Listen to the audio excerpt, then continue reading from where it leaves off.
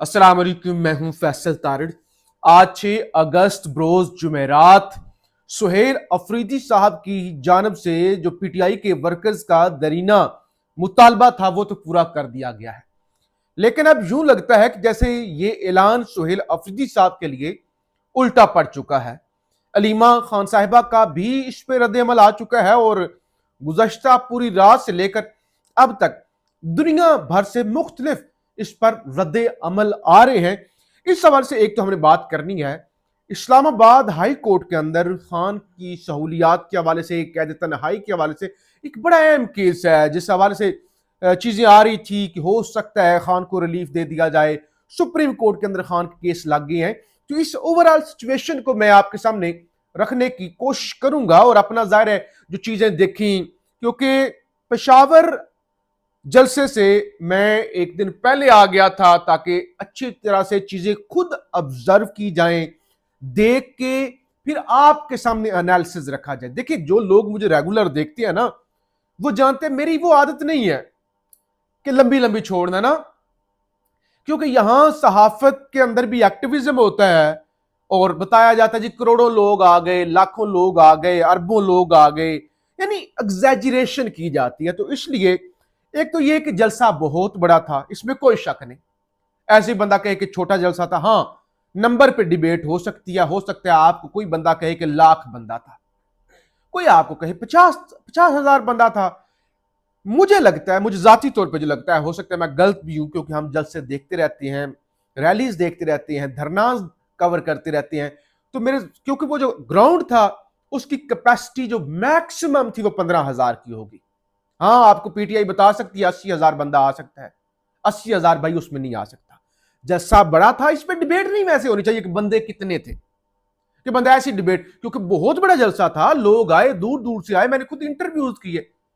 खैबर पख्तूनख्वा के आखिरी अजला से लोग आए, सिंध से लोग आए, पंजाब से बहुत बड़ी तादाद थी, पिंडी इस्लामाबाद से लोग थे। तो अगर चीज पे डिबेट नहीं होनी चाहिए कि लोग कितने थे, लेकिन फिर भी अच्छी गैदरिंग थी। आप कह सकते जितने लोग जलसा गाह के अंदर थे उतने ही जलसा गाह के बाहर जो मोटरवे थी दोनों साइडों पे, इस्लामाबाद की तरफ भी और पिंडी की तरफ भी, और फिर साथ में जो लिंक रोड है दोनों तरफ जो है मोटरवे के, उन पर भी लोग थे, गाड़ियां थी। और रात 9 बजे तक सुहेल अफरीदी साहब की तकरीर मेरे ख्याल से शुरू हो गई थी 9:30 के करीब, लेकिन रात 9 बजे तक जब तक हम सड़कों पर थे तो काफिले आ रहे थे। ऐसा नहीं कि काफिले आ गए थे और उसके बाद नहीं, 9 बजे तक काफिले आ रहे थे। तो आप कह सकते हैं कि 30,000 के करीब लोग मौजूद थे, 25 से 30,000, और ये बहुत बड़ी तादाद होती है, कोई छोटी तादाद नहीं होती। और चार्ज लोग थे, गुस्से में थे। मेरी जितनों से बात हुई,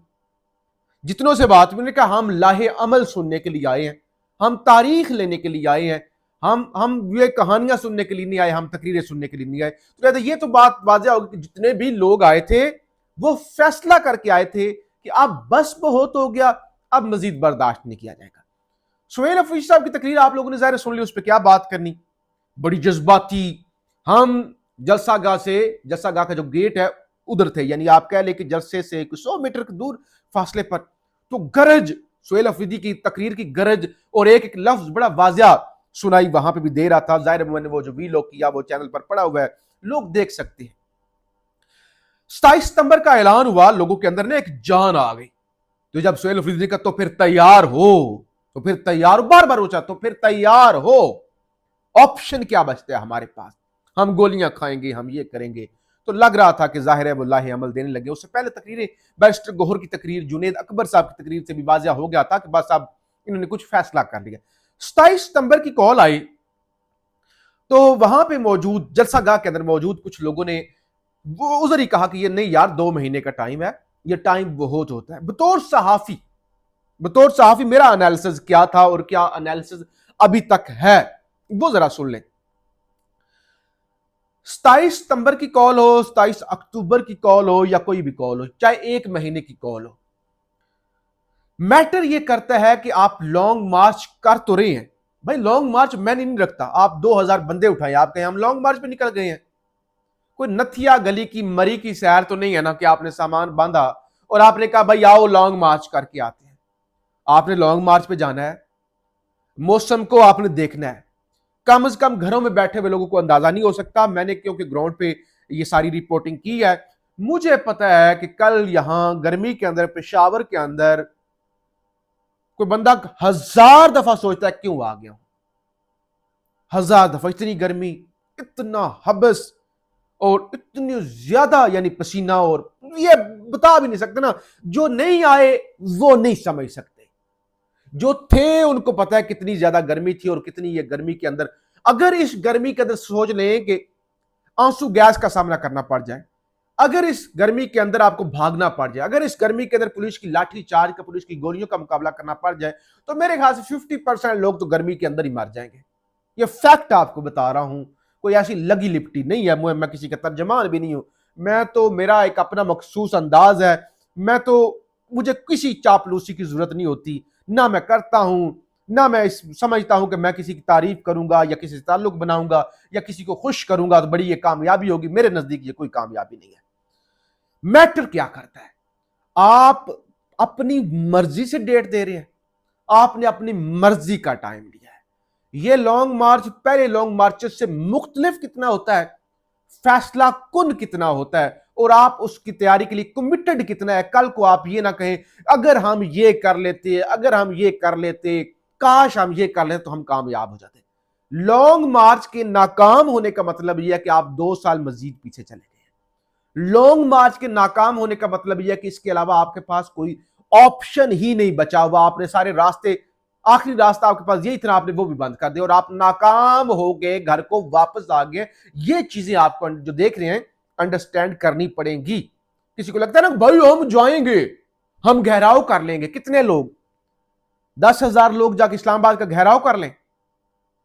सबसे पहले ये जो ओवरसीज मुझे देख रहे हैं, और ओवरसीज अगर एक्टिविस्ट, ये जो सोशल मीडिया पे होते हैं, फलाना गद्दार, फलाना 2 नंबर, फलाना जर्नैलो का टाउट, सबसे पहले तो मेरी गुजारिश है कि ये तमाम भाई, इनको चाहिए कि पाकिस्तान में इनकलाब आ रहा है और आप क्योंकि बड़े इनकलाब के सपोर्टर हैं, और जो लोग पाकिस्तान में रहकर रिपोर्टिंग करते हैं, पाकिस्तान में रहकर कुर्बानियां देती हैं, आपको लगता है कि वो कंप्रोमाइज्ड हैं और आप अकेले बहादुर हैं, तो आपको मेरे ख्याल से आप टिकटें करवा लेनी चाहिए।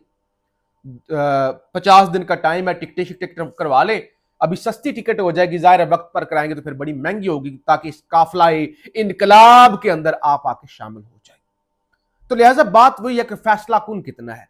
अब इस पर तनकीद हो रही है। फेयर एनालिसिस तो ये है कि ये देखिए, उन्होंने अपनी मर्जी से टाइम दिया है, अच्छी बात है, अपनी मर्जी की तैयारी करें, कल को नाकामी की जिम्मेदार भी वो होंगे। लेकिन फेयर एनालिसिस ये कि 1 महीने का टाइम भी बहुत था तैयारी के लिए। लेकिन अब ठीक है, जो भी सोहेल हफीज साहब ने सोचा, पीटीआई ने सोचा, उनका अपना एक है। अगरचे अलीमा खान ने भी तनकीद की है, अलीमा खान ने भी इस फैसले को पसंद नहीं किया।